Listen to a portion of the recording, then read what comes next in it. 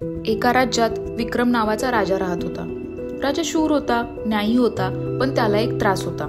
त्याचा उजवा हात आणि एक डोळा योग्यरित्या काम करत नव्हता. त्या दोषामुळे अनेक लोक त्याची चेष्टा करायचे.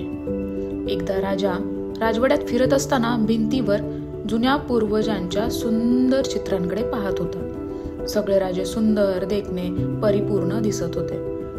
राजा खोल विचारात पडला. सगळे परिपूर्ण दिसतात, पण माझं चित्र, लोक हसतील, मी अपूर्ण आहे. त्याच्या मनात कमकुवतपणा आला, पण त्याने ठरवलं, माझं चित्रही असायला हवं. मी राजा आहे, दोष असो वा नसो. दुसऱ्या दिवशी त्याने राज्यभर जाहीर केले, जो मला सर्वात सुंदर चित्र काढून देईल त्याला मी मोठे बक्षीस देईन. खबर पसरली तशी चित्रकार राजवाड्यात येऊ लागले, पण सगळे एकमेकांकडे पाहत गोंधळले. राजाचा हात वाकडा, डोळा दोषयुक्त, त्याला परिपूर्ण दाखवलं तर खरे नाही आणि खरं दाखवलं तर हसेल. सगळे घाबरून मागे हटू लागले. अचानक एक तरुण मुलगा पुढे आला. लहानसा, साधा, गरीब, पण आत्मविश्वासाने भरलेला. तो म्हणाला, राजासाहेब, मी तुमचं चित्र काढेन. दरबार थक्क झाला. राजाही हसला. तू इतका लहान, लोकांना नाही जमलं आणि तुला जमेल? मुलगा शांतपणे म्हणाला, महाराज, दोष दाखवण्यासाठी डोळे लागतात, पण सौंदर्य शोधण्यासाठी मन लागतं. राजाने त्याला परवानगी दिली. दिवस गेले. मुलगा रोज राजाला पाहायचा, खूप वेळ अभ्यास करायचा आणि चित्रावर मनापासून मेहनत करायचा. शेवटी तो दिवस आला.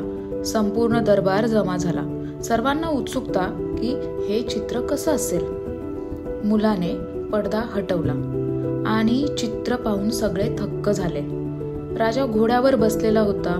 डाव्या हातात धनुष्य, घोडा धावत होता, पाठीवर झेंडा उडत होता.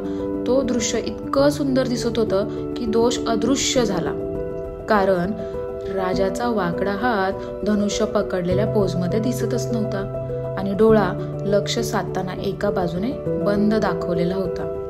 म्हणजे दोष लपवलेला नव्हता, तर तो सुंदरतेने बदललेला होता. राजाच्या डोळ्यात पाणी आलं. तो ओरडला, तू फक्त चित्रकार नाहीस, तू हृदय पाहू शकणारा कलाकार आहेस. त्याने त्या मुलाला सोन्याचं बक्षीस दिलं आणि ते चित्र राजवाड्याच्या मध्यभागी लावलं.